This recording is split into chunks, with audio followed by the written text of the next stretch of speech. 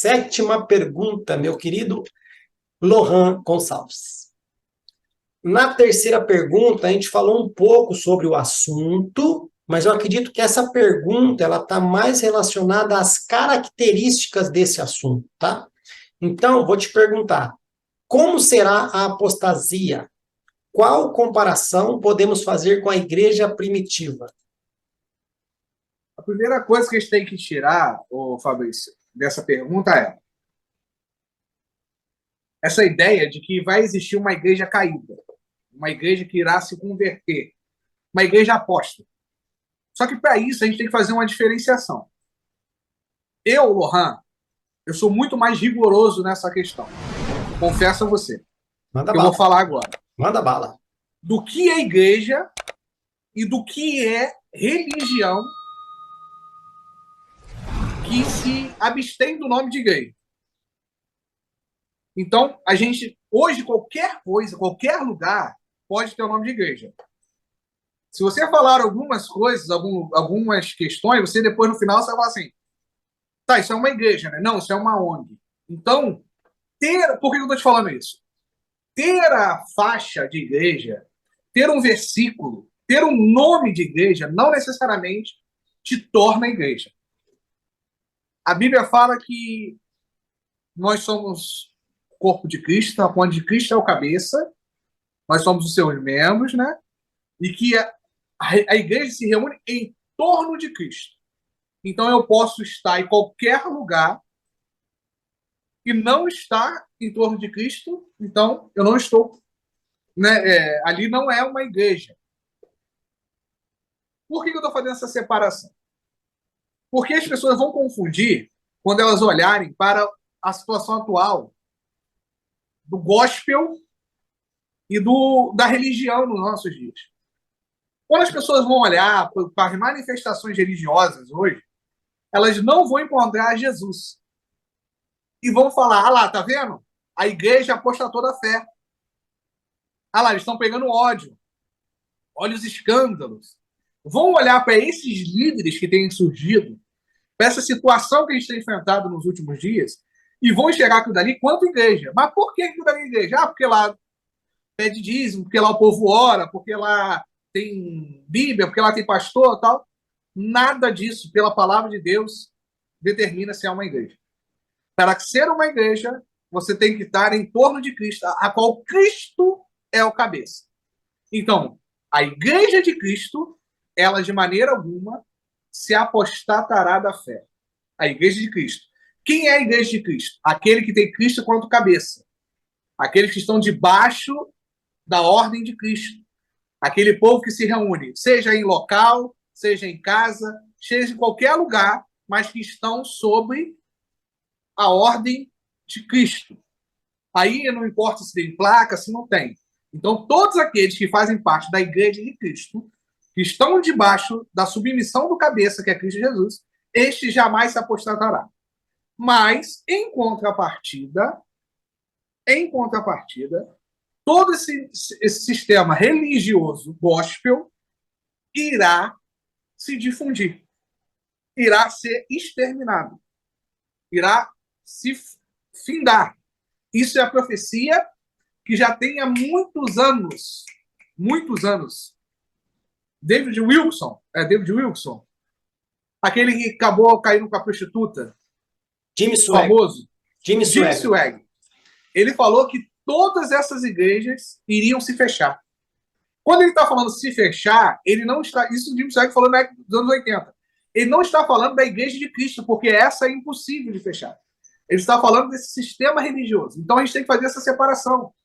A igreja de Cristo ela não apostatará da fé. A igreja de Cristo ela não terá que se converter, porque ela está sob o domínio de Cristo. Então, a igreja de Cristo ela é perseguida não quando fecha um local. Ah, fecharam um local lá e tal, a igreja está sendo perseguida. Não, a igreja de Cristo é perseguida quando ela, na Nigéria, onde os irmãos não têm nem onde se reunir. E a mensagem do evangelho não pode ser pregada. Então, a gente tem que fazer essa separação. Então, como ele falou, Jim Swagg falou, eu acredito também, né, que esse movimento gospel irá se findar daqui a alguns anos. Vai ser um movimento que existiu, onde essas igrejas elas não vão se sustentar. Embora eu tenha uma divisão na minha cabeça se ela é benéfica ou não. Por quê? Eu acredito que esses lugares têm um benefício. Sim, tira pessoas da rua, tem pessoas que se convertem ali, que encontram o evangelho ali. Uma ponte, né? São benéficas. Mas a minha dúvida, e aí é uma questão que eu não tenho certeza, uma dúvida, que eu tenho perguntado ao Senhor, se o mal que ela gera é maior ou menor do que o bem. Porque não adianta ela tirar 10 pessoas da rua e mandar 100 para a rua, tá entendendo? E fazer 100 se afastarem de Deus. Então, a minha dúvida, aonde eu pergunto ao Espírito Santo é assim, ó, beleza, esses lugares têm as suas funções sociais, né? São lugares onde tem uma função social. Por exemplo, eu moro num lugar, Xerém é um lugar onde tem mais igreja por metro quadrado no Guinness Book. É um recorde. Então, é um lugar onde domingo você vai lanchar antes do culto ou depois do culto. Porque se você for depois do culto, todos os locais estão lotados. Se você for antes, você consegue lanchar. Então, é uma cidade que é dominada por um grupo, por igrejas evangélicas, onde, tipo, carnaval aqui é gospel, para você ter ideia. Não tem carnaval aqui. A praça do local é as igrejas que fazem. Segunda a sexta. Fazem uma semana de culto, né, ali. Então, é um local que é dominado por isso. Então, eu vejo essa importância cultural, essa importância social, e me entra a dúvida: será que essa importância é maior do que o malefício que eu vejo ela fazendo? Então, nesta pergunta que você faz, eu enxergo que a igreja de Cristo ela não apostar. Ponto, isso eu falei. Mas esse movimento vai fundir. E aí entra. Qual comparação podemos fazer com a igreja primitiva? A comparação que Paulo fala. Paulo fala lá, ó, chegará tempo aonde vocês escolherão doutores de ensino, professores, de acordo com o vosso entendimento. A igreja primitiva, quando ela estava vivendo debaixo do ensinamento de Cristo, ela estava frutificando. Claro que existe até hoje a igreja frutificando, claro que existe o remanescente.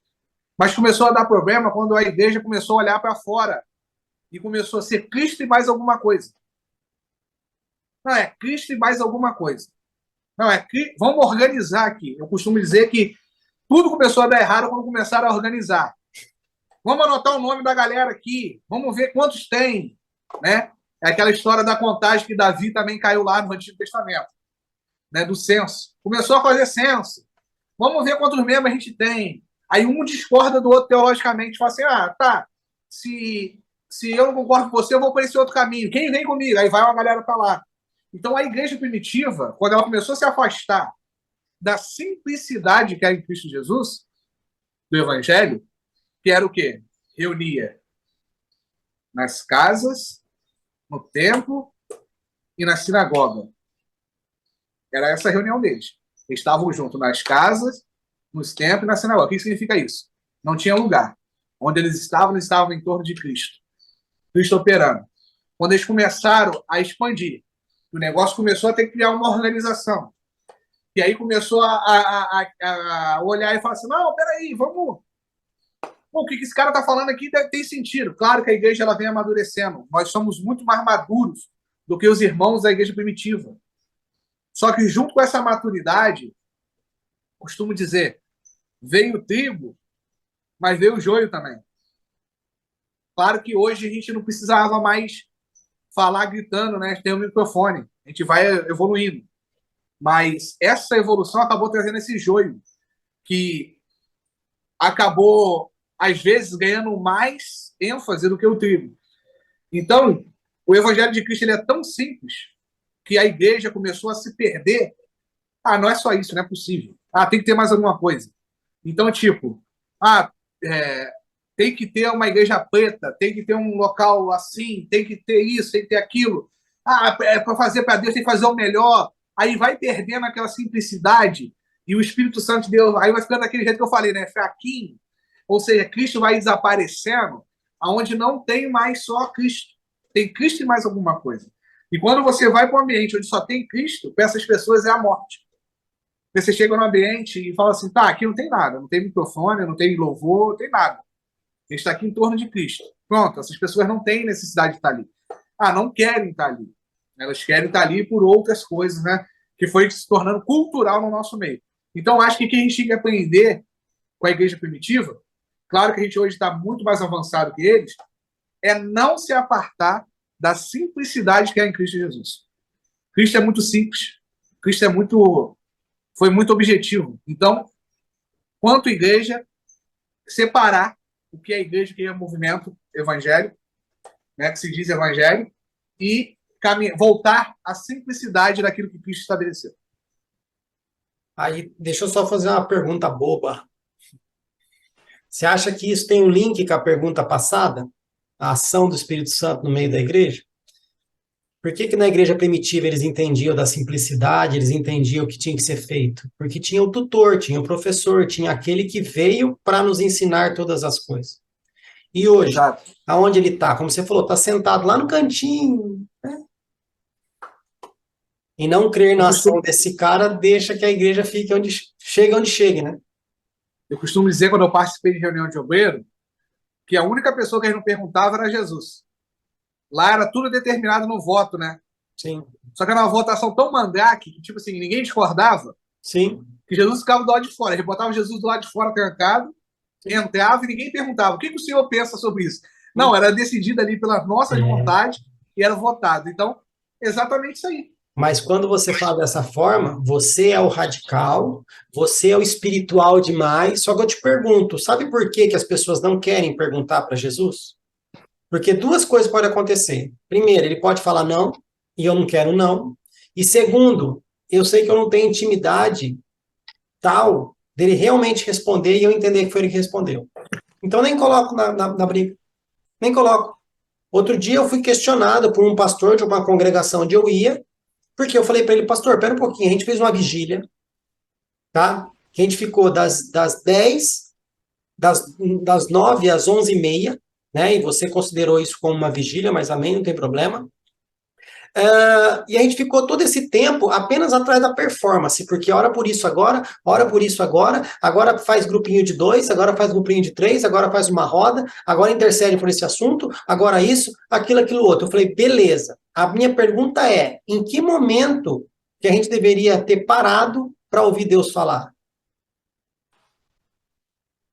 Não, mas aí você está sendo espiritual demais. Eu falei, queridão, eu estou conversando com você aqui, eu falei, e você acabou de falar comigo. Eu falei e parei para te ouvir. Agora, que falta de educação nossa é essa? De chegar para Deus assim, Deus, é isso, isso, isso, isso, isso, isso. Aí Deus, tá, agora eu vou falar. A gente vira as costas e vai para casa? Só que aí você é espiritual demais. Entendeu? Por que que eu falo isso, ô Lohan? É a falta de interesse de participar das coisas do reino. Eu uso como exemplo Daniel. Daniel, no capítulo 9, ele recebe uma profecia e ele não entende. Daniel 10 fala que ele fica em oração, em jejum, em humilhação, buscando em Deus entender aquela profecia. O interesse dele fez que Deus mandasse o anjo voltar para explicar para ele. E acontece aquele embate lá e demora 21 dias para o anjo chegar até Daniel.